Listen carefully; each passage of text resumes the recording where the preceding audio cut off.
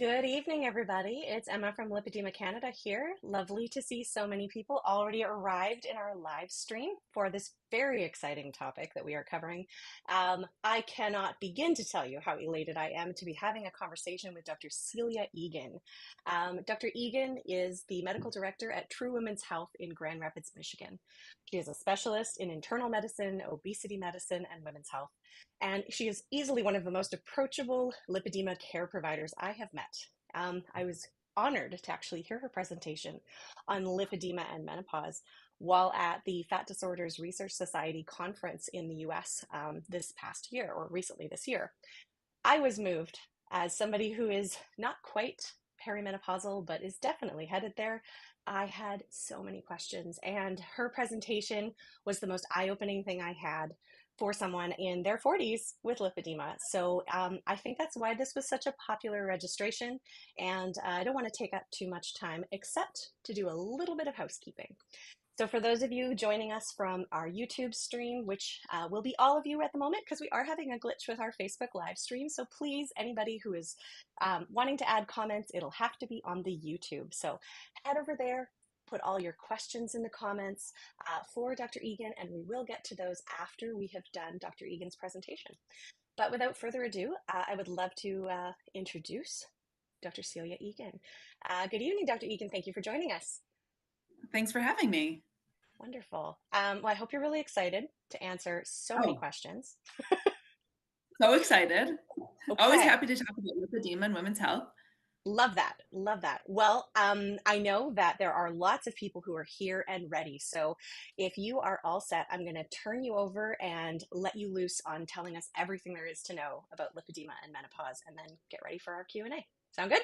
All right, let's do it. Okay, let's do it. Okay, so welcome everyone who is watching, both in Canada and maybe the United States. Honestly, it's a privilege to be talking to the women of Canada. It's one of my favorite countries. I started my career in internal medicine, and honestly, I was in the hospital to get started in cancer care. And I initially, kind of from the beginning was like, this is not where I see my life taking me. And I pivoted into preventative health. And through a series of different steps, I've learned from very loving patients about lipedema, and it just really caught my curiosity and my empathy for these women who no one was fighting for. And so truly one of my goals in my career is to have, more of a platform for people like for women with lipedema, more like cancer, right? Where it's this multi-specialty approach. And hopefully the more we can educate and provide support for women, the better off, the closer to that goal we will get. So let's get started. So one of our goals for this evening is for all women with lipedema to understand what is their phase of ovarian function. And we're going to talk a little bit more about what that means. But that's really important to understand because our ovaries, which is one of our organs, supplies us with shifts of very important hormones, which we'll review. And those hormones very much so correlate with fat fluctuations and weight changes, both fat adiposity shifts and changes and other symptoms that can come with those changes, such as pain and swelling. Not only is this important for, changes of adiposity and symptoms that can come with lipedema, but just as we move through perimenopause and menopause, women can have symptoms of menopause just like everybody else. And so we want to make sure that every woman understands those symptoms that are happening to them as well. And we want to make sure you know all your treatment options that are available. So what is your phase of ovarian function? So we're born and then we head into, about 10 or 11 or 12 into puberty where our hormones start really increasing. From there, we move into what we'll call reproductive phase. This is where we have pretty predictable cycles and hormonal fluctuations, which leads us to ovulate and have menstrual cycles, which sometimes those don't always cooperate, and women can have shifts of these hormones to less than ideal places and can lead to what we finally know as PMS or, headaches that can come from that time of year. But for the most part, for most women, these cycles are pretty regular and on cue, and that's what allows us to become pregnant. Then we move into what we call perimenopause. This is where the ovary and brain aren't correlating as well as we would like. And a lot of the times, what we see is that our menstrual cycles can fluctuate earlier or later than by 7 days. And I'm actually going to pause just for a second because I sometimes laugh. The definitions of perimenopause and menopause are very much correlated to our menstrual cycles, but which is probably because medicine at that time was made by a man, and that's like all the information that they had to like put a label on women. And unfortunately, those labels have stuck. But we know that symptoms of perimenopause or symptoms of these huge hormonal fluctuations can come before women start having menstrual cycle changes. And we'll talk a little bit more about what happens to those hormones. And then as our ovaries continue to age, we'll get to the point where our ovaries are no longer supplying us with any estrogen or progesterone or testosterone, and we no longer have menstrual bleeding. This is officially the definition of menopause, where you have no menstrual bleeding for at least 12 months. At this time, particularly those 5 years after not having a menstrual cycle, you can have a tremendous amount of symptoms. The big ones that everyone's probably the most familiar with are hot flashes and night sweats. A lot of women with and without lipedema will talk about weight gain. We see shifts of sexual desire, decrease of libido, mood changes, sleep changes, energy changes. And then sometimes in very later stages of menopause, we'll see vaginal dryness, which can cause issues with sexual health, UTIs, pelvic floor dysfunction. So, all these symptoms are really important to recognize and to know where you're at as we sort of move through life, particularly in our 40s and 50s. So, when we're talking about shifts of our hormones, the main one we're thinking about is estrogen. And one important thing to know is that our body doesn't make just one type of molecule that is estrogen. There's actually several different types: estriol, estradiol, and estrone. These three types are elevated for different reasons throughout different clinical situations. Like, for instance, during pregnancy, estradiol seems to be more dominant, versus during our regular reproductive phase, estradiol tends to be the one that's the most active at our estrogen receptors. There's times as we move through menopause that estrone tends to be the more dominant type.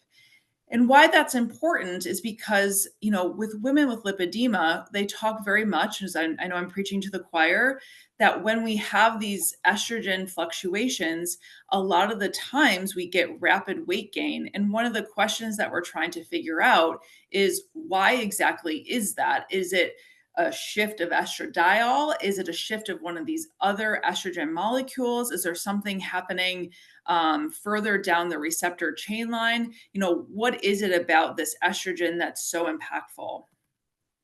So we're just going to review a little bit of the anatomy behind what's happening in our bodies and at our ovaries. So our ovaries, which are reproductive organs that are located in our pelvis, are our primary source of estrogen. As our brain communicates with our ovary will release a granule, which we get the cue to ovulate, and will secrete a ton of estrogen to sort of support that ovulation. As estrogen is released into our blood, it will lock on to two different types of receptors: estrogen receptor alpha and then estrogen receptor beta.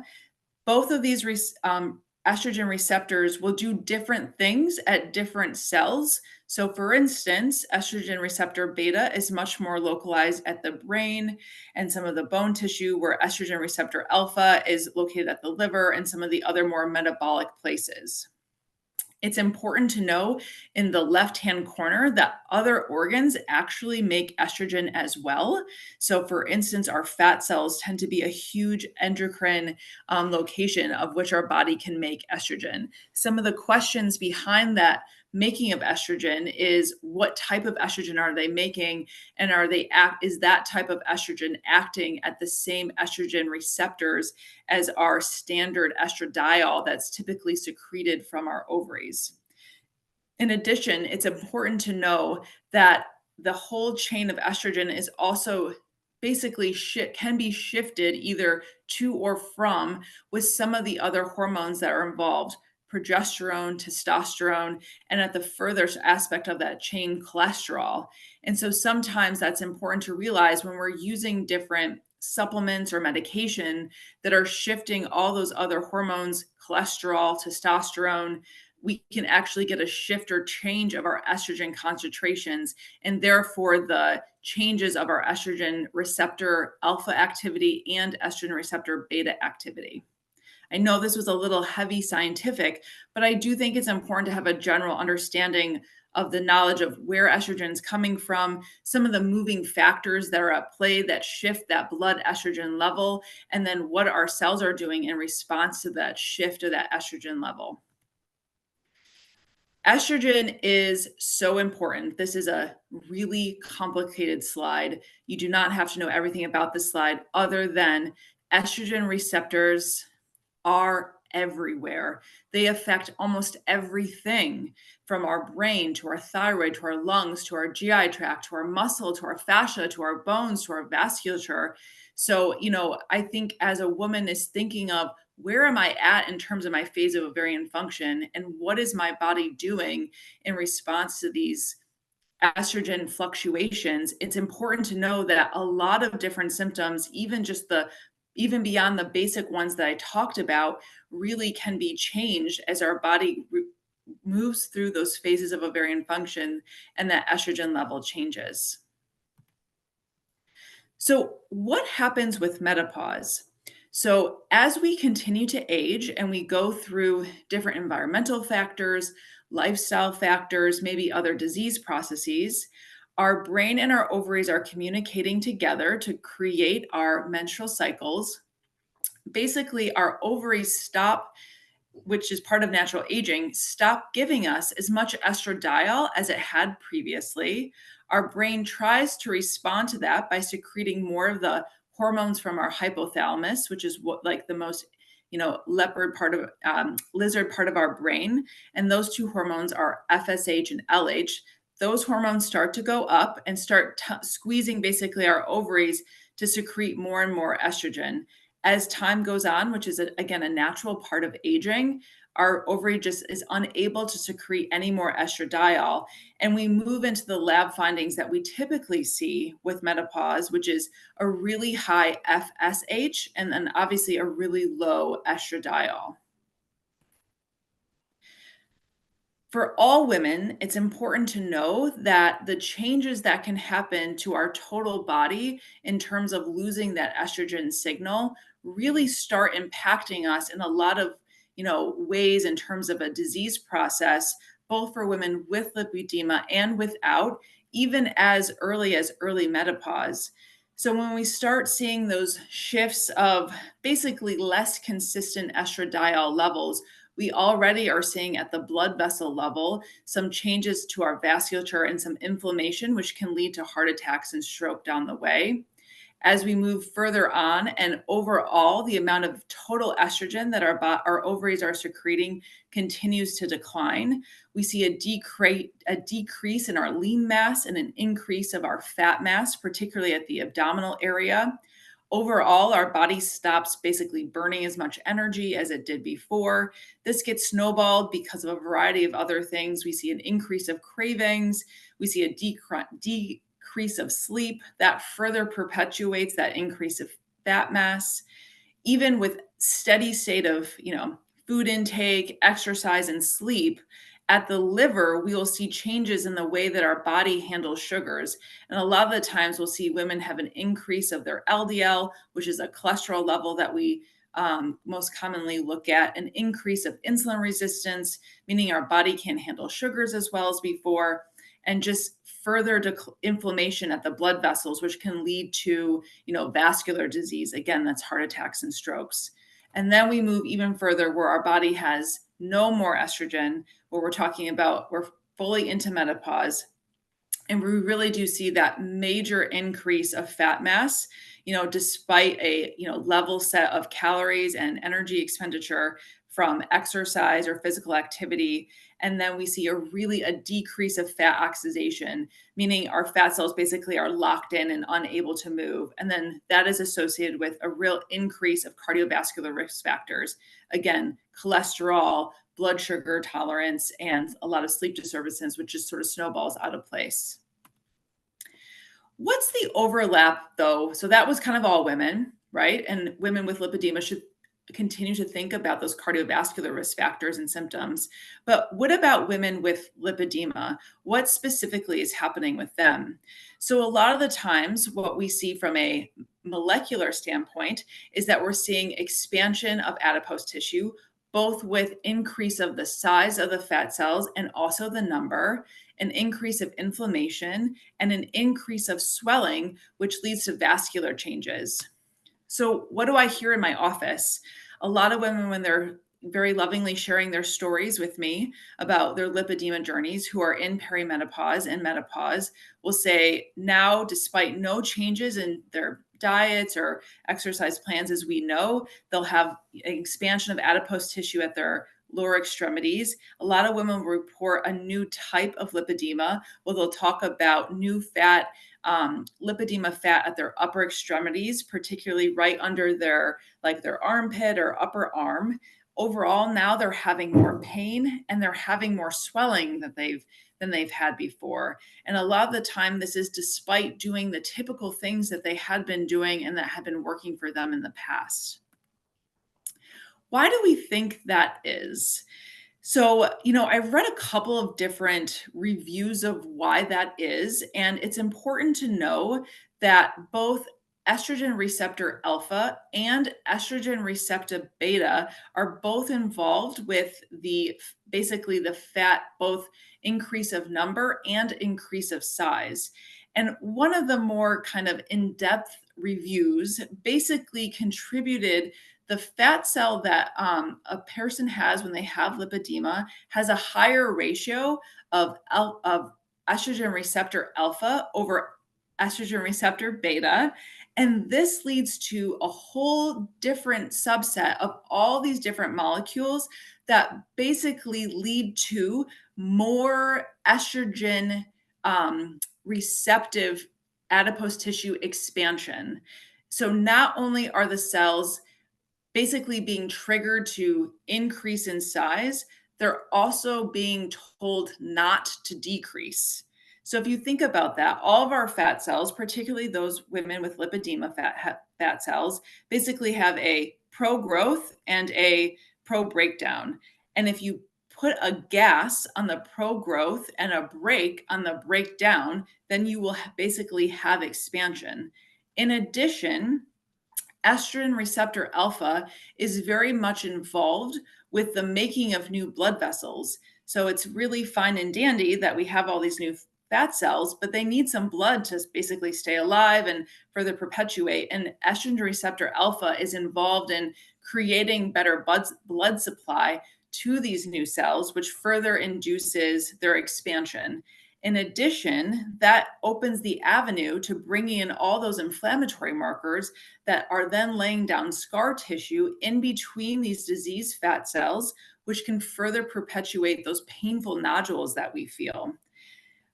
As well as all these other things that are happening, we found that the estrogen receptor alpha really decreases the function of the mitochondria, both in count and the way that they're organized within the cell. Our mitochondria are basically like the little factories that live inside the fat cells, and we really need them to have those fat cells running appropriately. They're supposed to be listening to the outside world to say, am I needed? Should I grow or should I shrink or what's happening? And if you don't have the right number or function, basically that just overall leads to dysfunction. And a lot of times for patients with lipedema, that's just increase in number and size.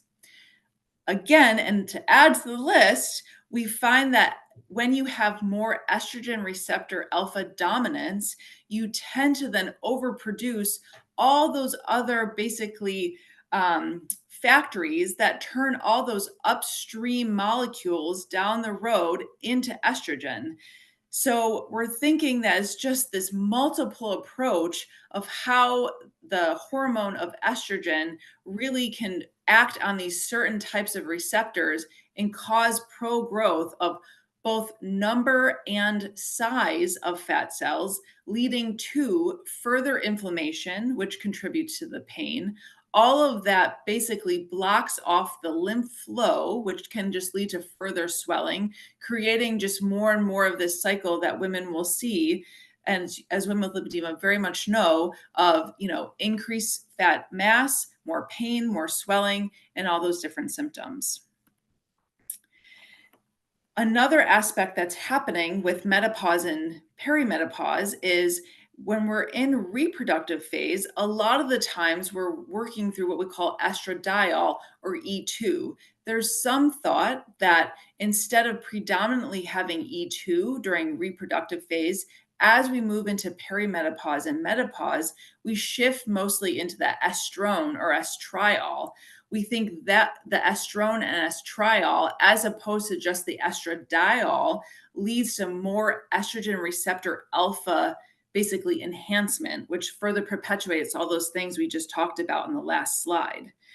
One of the things that women will sort of talk to me about is it sometimes doesn't make sense why at some times when you have huge amounts of estrogen, such as during puberty or pregnancy, you'll see a huge expansion of adipose tissue. But now you're talking about menopause, and menopause means no estrogen. So how is that even possible? And I think what we're getting at is that the different types of estrogen are really important, because I think that what estrogen receptors are being activated at that time will further perpetuate the expansion of pain and fat and swelling as compared to others. It's also important to know that synthetic estrogens, so this is the type of estrogen that one would receive if they were taking oral contraceptives or birth control, tend to bind more to the estrogen receptor alpha receptors. So this is why a lot of women who are taking birth control will say at times that that really enhanced their lipedema adiposity and symptoms. And a lot of that is because the synthetic estrogen molecule is completely different than estradiol. And that's what's really locking on to that estrogen receptor alpha and creating all that kind of fat chaos that we see.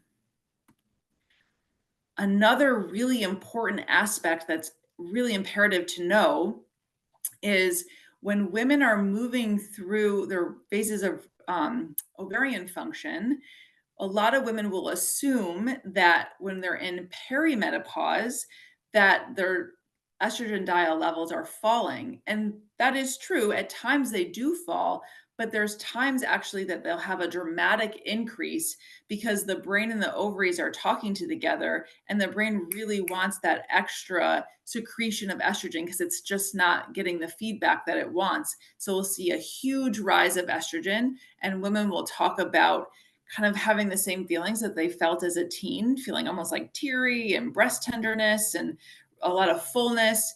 And then as the brain's like, whoa, whoa, whoa, that was way too much, we see that estrogen level crash. And that's where we see then the hot flashes and night sweats and all the symptoms that come with perimenopause.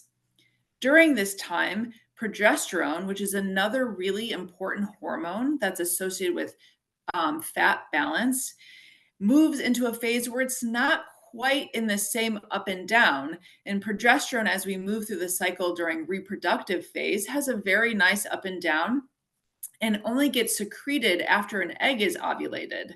And so as we move through perimenopause and we're no longer ovulating and secreting eggs, we don't have as much progesterone secretion.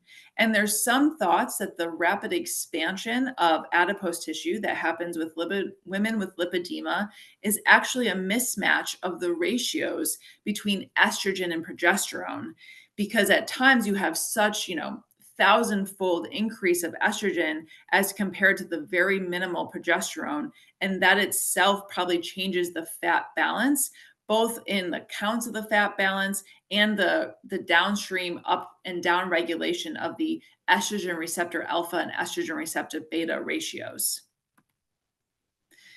All right, that was a lot of information about menopause that's coming down the way. A lot of women will say, how on earth am I supposed to know where I'm at in terms of my phase of ovarian function? There is something called the menopause transition scale This is a breakdown of all different types of symptoms that can come with perimenopause and menopause. And it's a great way to sort of gauge every week or every 2 weeks how you're feeling. So, first thing we talk about is hot flashes and night sweats. Energy levels, another one. Is your energy level as good as it was 10 years ago, or are you dragging, right? You can't get out of bed. You just have no desire to exercise. You really just can't get that extra boost that you used to. Two is mood, or three is mood. When women come and talk to me about perimenopausal symptoms, sometimes they'll really be in tears because they'll complain a lot of times about being super irritable. They'll all of a sudden, like, their kids are super annoying, their husband or partners are super annoying, their people at work are really annoying, and they just like can't get over it. They're really short tempered at times. A lot of times women will talk about their attention just as nothing like it used to be, in a sense where they are like, I must be having dementia. I can't remember any of the things that I've been saying. And work just is a lot harder than it used to be. They used to be able to bang out projects left and right, and that just doesn't seem to be the case anymore. And so that can be a really impactful part of perimenopause. Next is libido. A lot of women just see their libidos go right into the pooper. I think one of the phrases that I hear, unfortunately, the most is when we'll say, yeah, I could take it or leave it, right? And it's really a sign that that's new to them and bothersome. One of the other things is vaginal dryness. Typically when women are in reproductive phase, thinking about their vagina is not anything that pops into their head, but all of a sudden, when you're having vaginal dryness, you don't quite have the same lubrication, and that friction with walking and the day-to-day movements, in addition to intercourse, can really be painful. And so that's something that's new, or even some pain with wiping would be like a mild symptom. And then, of course, any changes to your vaginal bleeding or menstrual cycles. At my website, at our office, we have a free resource where you can check out your menopause transition scale electronically and kind of get more sense of sort of where you're at. All right. So, what is available then to treat some of these perimenopause and menopausal symptoms? So, the new term for hormone replacement therapy is something called menopausal hormonal therapy. What makes these so special and different from other sort of estrogens is they are bioidentical. So when we talk about giving you back estradiol, it's actually a very similar molecule compared to what your body is making. The main component of menopausal hormonal therapy, honestly, is the estradiol. That can be given as a patch, tablet, cream, or even just topically in your vagina for vaginal symptoms and vaginal dryness. There's not one way that's better than the next. They're all sort of patient dependent. It's also important to think about getting extra progesterone.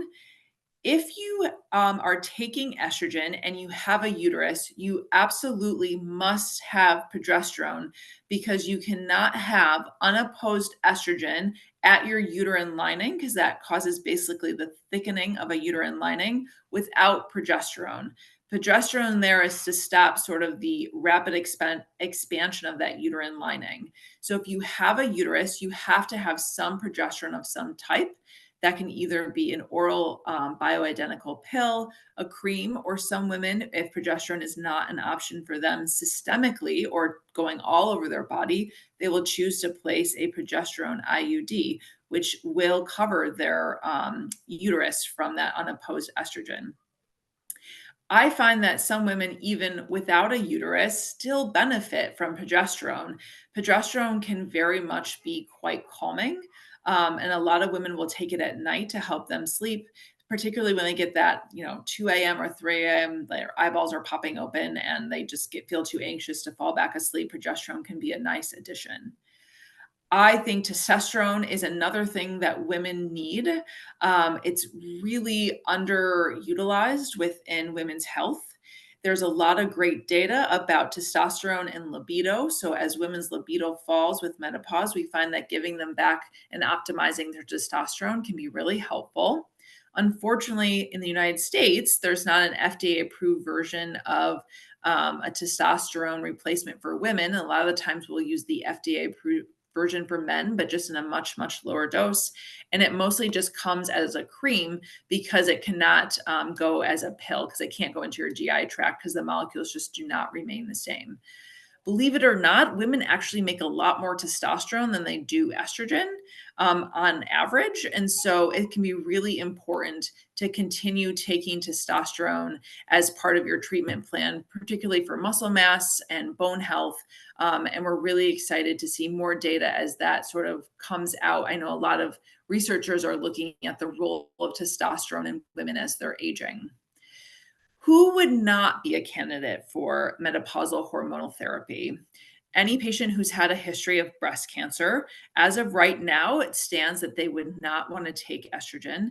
At this point, we do not think that estrogen causes breast cancer, but if you have breast cancer, particularly estrogen receptive positive breast cancer, that will further push the advancement of those cancer cells.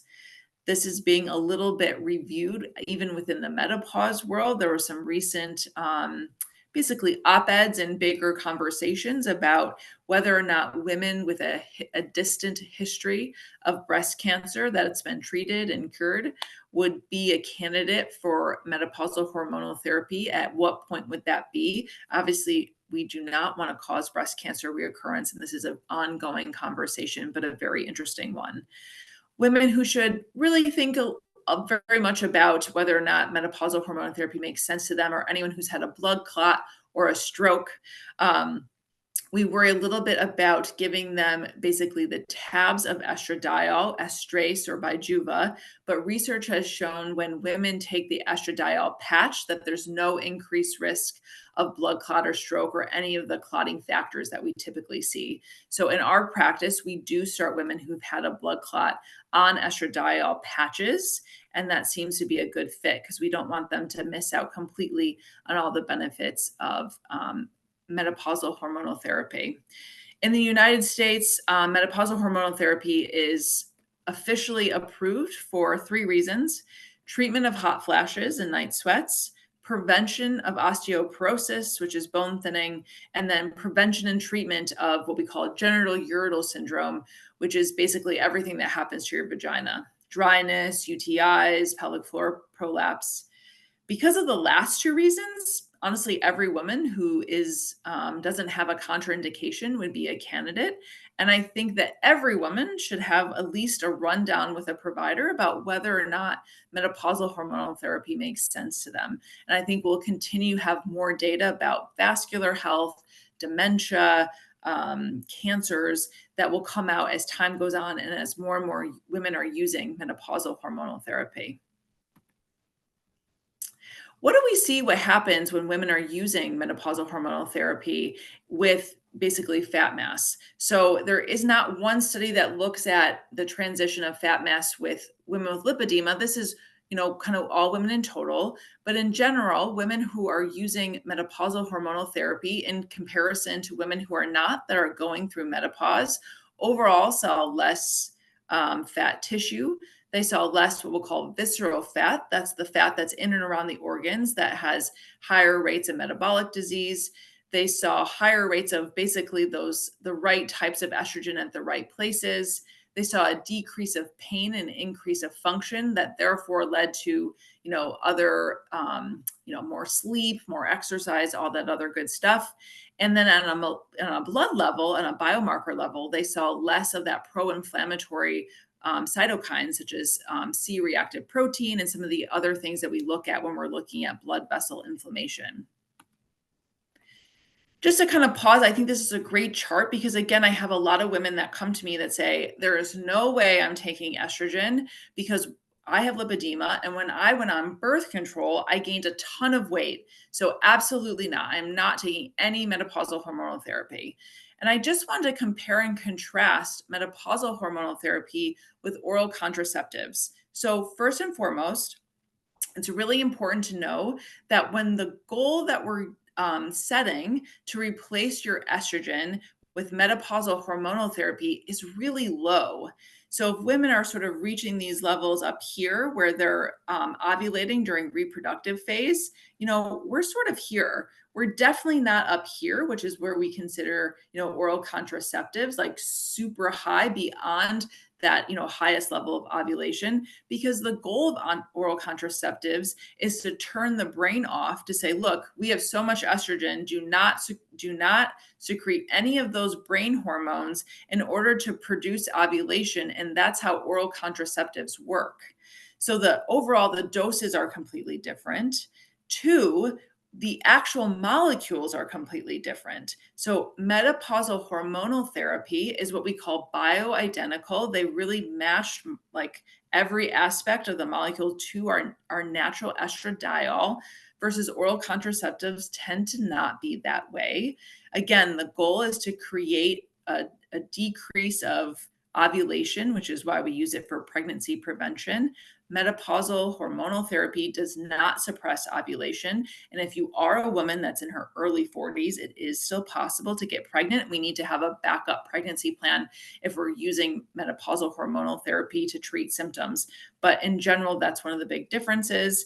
And then that's just a different review of the difference in how the chemicals are looking between the synthetic version versus the bioidentical version of estradiol, which is very interesting. So even if you're a woman who has lipedema, who did gain weight with oral contraceptives and are having a lot of menopausal symptoms, it may be worth a shot to try to use the bioidentical version of estradiol, because it may be a different situation than what you had with oral contraceptives.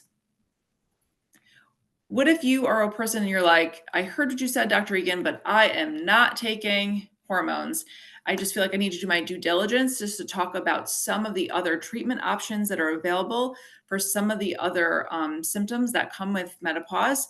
One is hot flashes. So there are hot flashes are as a dysregulation with that lack of estrogen at the brain and your hypothalamus. So there are new drugs there's one on the market now in the United States and new ones coming out over the next couple of years that treat just hot flashes alone. The brand name for the top drug is called Veozah, which is a cutie pie name. We also find that using drugs that we use to treat anxiety and depression called SSRIs, particularly the drug Lexapro or Effexor, can be really helpful at treating hot flashes. And then the drug gabapentin can also be helpful. Unfortunately, the SSRIs and gabapentin can lead to more weight gain. In general, I tend not to lean on those for treatments of hot flashes. And in our office, we tend to rely more on the drugs like Veozah, and we can't wait for the other ones to come out. Okay. What happens if your libido falls and you fall into the category of something called hypoactive sexuality desire disorder, which is kind of a good way of saying my libido is low and I don't like it. So you are allowed to have whatever libido you're choosing to have, whether that's high or low or not at all. The problem is if you don't like it, if you're like, no, 10 years ago, I loved having my good libido and intercourse and sex was all on my list, but now I don't have that. And that really makes me sad. You have hypoactive sexuality desire disorder. And there's a couple of drugs that are on the market. One is actually a shot. We call it the cute version in our office is the horny shot. And it lasts for anywhere of 12 to 24 hours. And it really zings up your libido. The other is this drug called Addy, which is philibanserin. This is a drug that you would take every day, and we see a slow, steady increase of your libido, which can be really exciting. And then, of course, for weight gain for women both in the menopausal phase and with lipedema, we're seeing such great results with NUSH therapy or the GLP-1s, as they're fondly known. The two on the market that are available in the United States and I think in Canada are semaglutide and tirzepatide. I'm very ingrained within this world, within obesity medicine. It's very exciting. There are 4 or 5, 6 other drugs that are coming out on the market. And I cannot wait to see the progress in the research that comes for women who have lipedema, both in reducing adipose tissue, but also decreasing fibrosis, decreasing pain, decreasing inflammation, and decreasing swelling, which in my practice, I've seen a good deal of. So we're really excited about the future of what those drugs hold. And that is all my presentation. I know a little bit was pretty scientifically heavy, but I'm happy to answer any questions. Dr. Egan, that was amazing. A Can you hear lot of me okay? information. Yes. Yeah, such great information. You talked about some things in there, which I mean, we have questions coming in already. So I'm just going to say to anyone who's on YouTube right now, get your questions ready, get them in the comments, and we're going to start bringing them forward to the doctor. What you've just talked about, this sort of estrogen storm that happens, causing pre-growth and the increase of lipedema fat and the increase of pain and swelling. I mean, it just really helps sort of answer a lot of why we were experiencing the symptoms we were at the phases of life that we were. Um, I'll start off with a question before I go to the team here. So, you mentioned GLP-1 medications, and this is, of course, a hot topic in lipedema care, one that we know Hmm. doesn't yet have studies because we're hoping to be Hmm. studied. For those of us who are on things like Ozempic, Mounjaro, which is trizepatide, semaglutide, Hmm. what do you see in your practice for folks who have been on it before they enter into perimenopause? And Hmm. is it helpful? Is it protective in any way? What's been your experience? Yeah.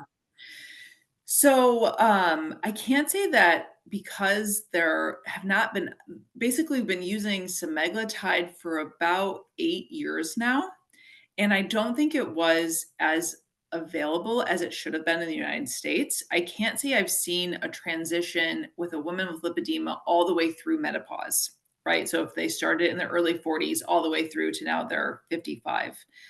But I will say the lack of pain and the decrease of inflammation and the improvement of swelling are so promising that we hope that that changes that entire kind of fat pain swelling cycle that will come as our hormone shift. A really interesting point that I did not mention is that the estradiol actually increases the GLP-1 receptors. And as we lose that estradiol signal, we may get a down regulation of GLP-1. So, therefore, we may need to flood the environment with that molecule in order to support some of the fat balance. There was one study in women who did not have lipedema that saw much more fat mass with semaglutide, which is Ozempic or Wegovy, and using menopausal hormonal therapy. So that was a really interesting study, and I think one that would be fantastic to do in women who have lipedema as well. Wow. Okay, we have some great questions coming in. One of them was the question I wanted to ask next. So guilty, I'm on the side where I get to decide what goes first. So here we go. Leah has numbered her questions, and she is asking, if you're on low dose progesterone for perimenopause, what indicators should you look at to know when to start estrogen and how much? Yeah, I would lean on that menopause transition scale, right? And you could take it every week to every 2 weeks and just say, am I having more frequently some of these symptoms? Is my mood shift? Am I having more vaginal dryness? Am I having night sweats? That may indicate that it's time to add estradiol into your plan. Now, you don't have to take if you're in perimenopause, you don't it's not like you're like today's the day and this is the day forever, right? There may be times where you have that huge upswing of estrogen and a lot of women just know they're like, "Oh my gosh, my boobs feel very tender. I'm like just full." Then we stop taking the estrogen replacement. We give it a period of time and then, we sort of have that increase of those symptoms again, the hot flashes, the vaginal dryness, and then we'll go back to putting the patches on. I know there is a lot of research in trying to find a way to measure accurately estrogen and trying to put some science behind this tracking. I don't think there's a great method today, but I hope in the next 2 to 3 years that's a lot more available for us. Mm. So another question that sort of came to mind, and this is a question we get a lot in our community.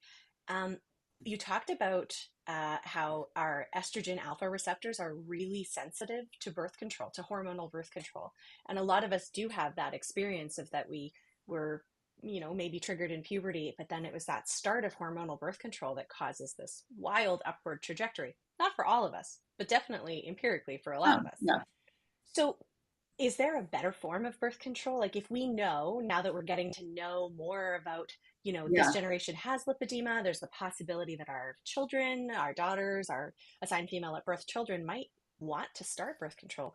Is there a better option that we should be choosing as lipedema patients? Yeah, I mean, in general, I'd probably more readily rely on an IUD if possible, because that is local delivery of only progesterone to the uterine lining. Now, the studies that were done by the people who make IUDs basically said that no progesterone goes into the systemic system and you don't need to worry about that. I don't know if that's 100% true, because I'll tell you, I have women who say, I had an IUD placed and all this other stuff happened to me. I had changes, I had mood changes. I've seen both weight gain and weight loss. So I can't say that that's true for every woman, but I think it may be the safest option. In general, there are some different bioidentical versions of birth control that are coming out because they recognize kind of how impactful some of these synthetic estrogens have been. Um, and so that will be something that you'd want to make sure that you see on the label, would be something called like bioidentical oral contraceptives. Of course, that would be in a much higher dose, but again, it's a different molecule. Okay.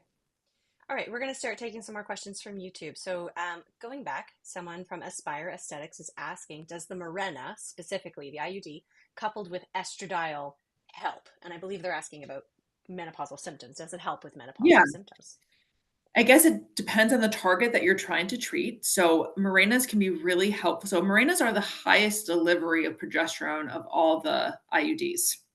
So they're going to give you the highest level. That's great for women who have a lot of, we'll call it dysfunctional uterine bleeding, meaning they're bleeding all the time and it's maybe really heavy and clots and just really bothersome. So Mirenas tend to be really helpful for that. Again, you know, it's implied that there's not a lot of progesterone within the system. So if you would like to balance more of that ratio of estradiol and progesterone, then I'd recommend also taking systemic progesterone, which would be a pill of progesterone throughout your system. But if you're just talking about protecting the uterine lining, an IUD would do that for you. And so then you could continue to take estradiol and then you would be covered. You didn't have to take any other progesterone if you did not want to. So that protection you're talking about, that was when you were discussing that you can't have hormones in opposition to each other without being like sort of counterbalanced. So if you're going to have a lot So of there's estrogen, there's right? Was that it? so there's two major themes. Hmm. One is protecting the uterine lining.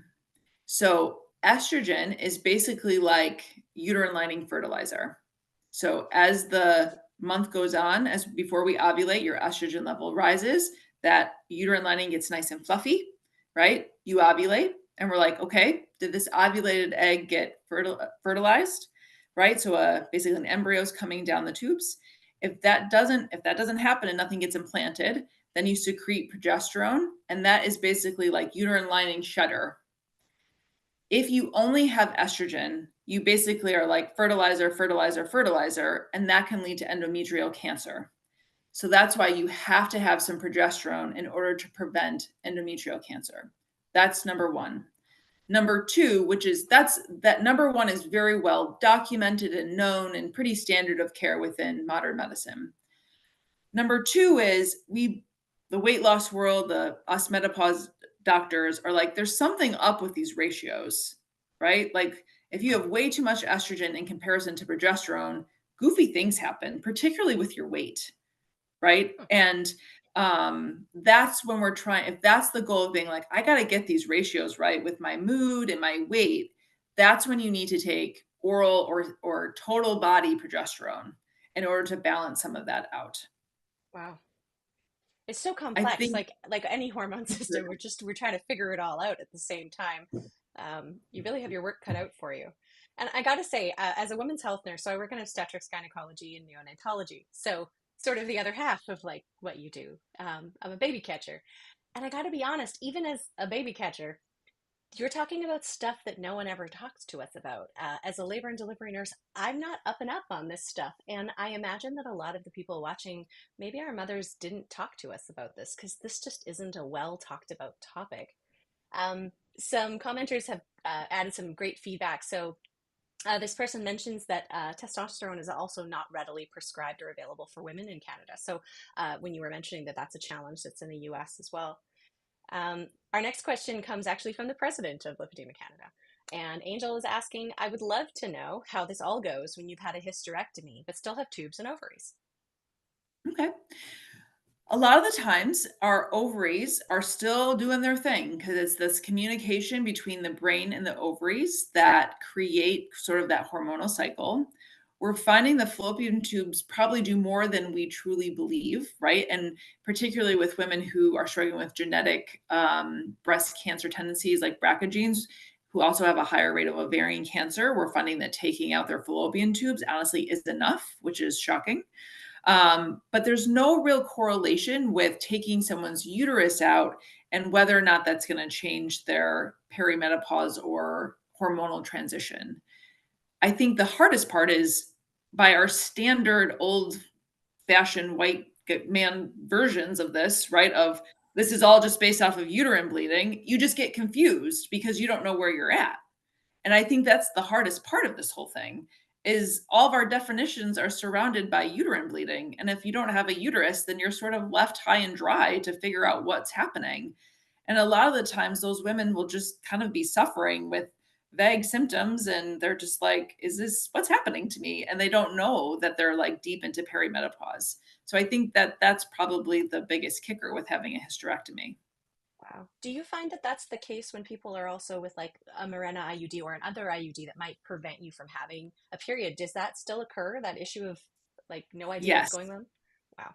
Okay. Yes, and I think one of the more frustrating things is the energy and mood part, right? Where you're just like, "Oh my gosh, I'm so tired. I just don't I can't get sleep. I just don't feel rested. I'm irritable. I'm anxious, and I don't know what happened to me." A lot of women will say this phrase like my body's betraying me, right? And Mm, it just doesn't feel like it's ready to go. And I know women with lipedema are fighting that journey like since they've been a little girl yeah. almost. Yeah. And so it just again, it's just like another notch of like, can things just work for me? And I think it just adds more fuel to the fire. Yeah. So then another question I would have, and I know you talked about the watching the symptom tree and supervising it like every 2 weeks. Mhm.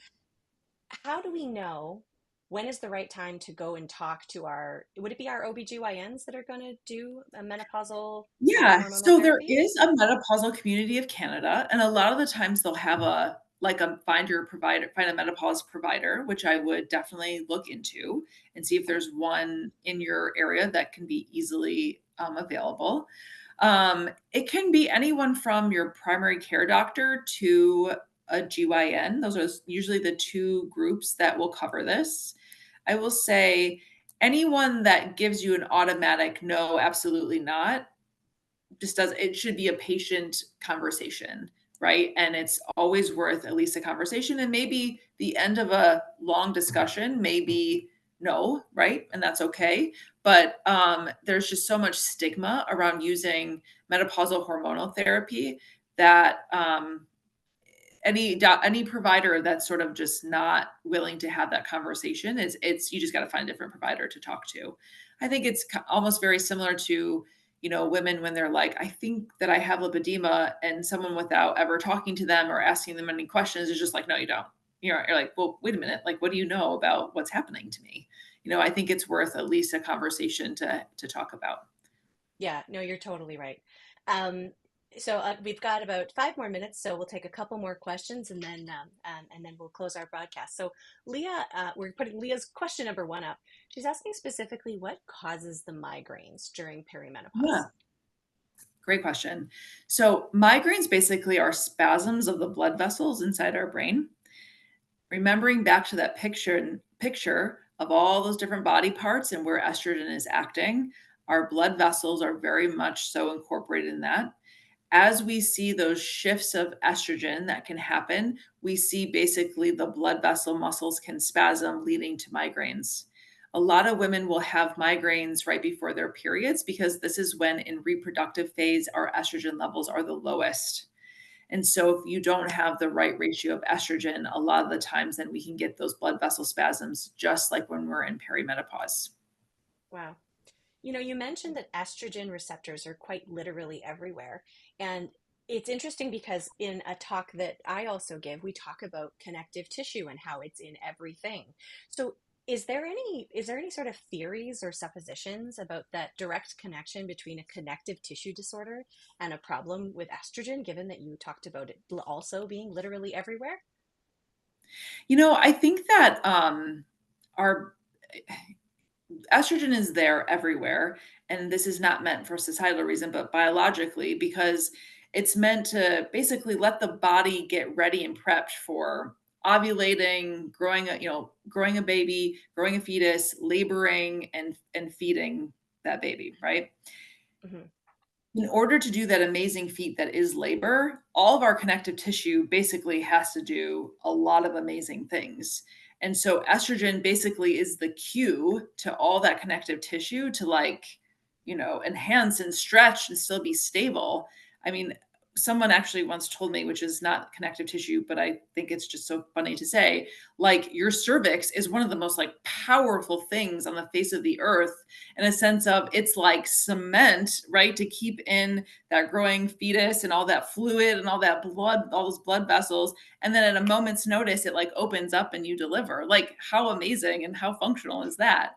I think that other parts of our connective tissue are very much sort of in that same line. They're very apt to changing and they need to be ready when the cue is called. And I think that's why there's so much overlap with progesterone and connective tissue.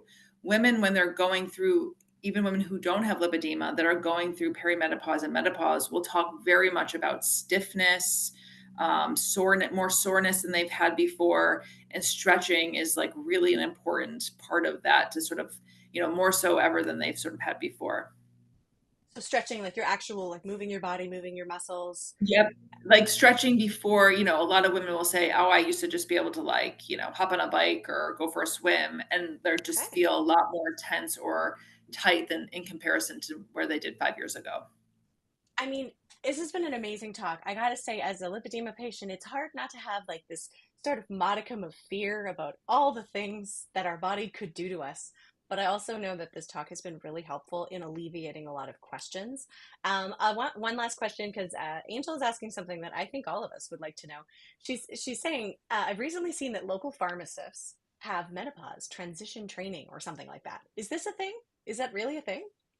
Yeah, I think one of the things, just like in the obesity medicine world, that we want to be cautious of is, people selling snake oil to a problem that has already an answer. And I think even like within, I don't, you guys have much more accessible drugs, but in the United States, the cost of the GLP-1s has been super high.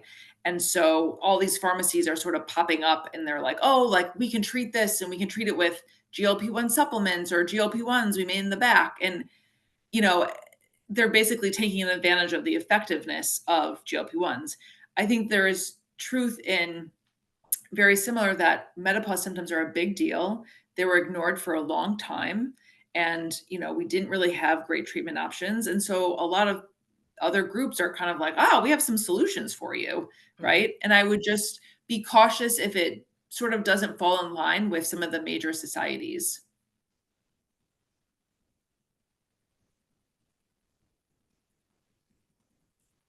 I wanted to put your presentation slide up just to Oh, make sure yep. that if anyone wants to reach out to Dr. Egan, you've left your email address Yeah. and the web address there. I had a look through your website. You guys have got some phenomenal resources. I want to thank you so much on behalf of Lipedema Canada and the entire community who's watching, which includes patients and clinicians, OBGYNs, and people from a variety of countries. Thank you so much for taking the time to talk to us about this. And I really hope that you will come back and see us again so we can grill you with all of our questions and ask you what is the latest in menopause research for lipedema related. So thank you again. Thank you so much. Yeah. Absolute, absolute pleasure. Thank you. All right. Well, that's all the time that we have. So we're going to sign off for now. A big thanks to Dr. Celia Egan for joining us from True Women's Health in Grand Rapids, Michigan. And for those of you watching at home, if you are interested in staying up late tonight, we are running another webinar coming up very soon. So thank you guys so much for your support. And please be sure to check out Dr. Egan's website and also head over to Lipedema Canada for more information about lipedema. It is our pleasure to be here with you on Lipedema Awareness Month, and we will catch you next time.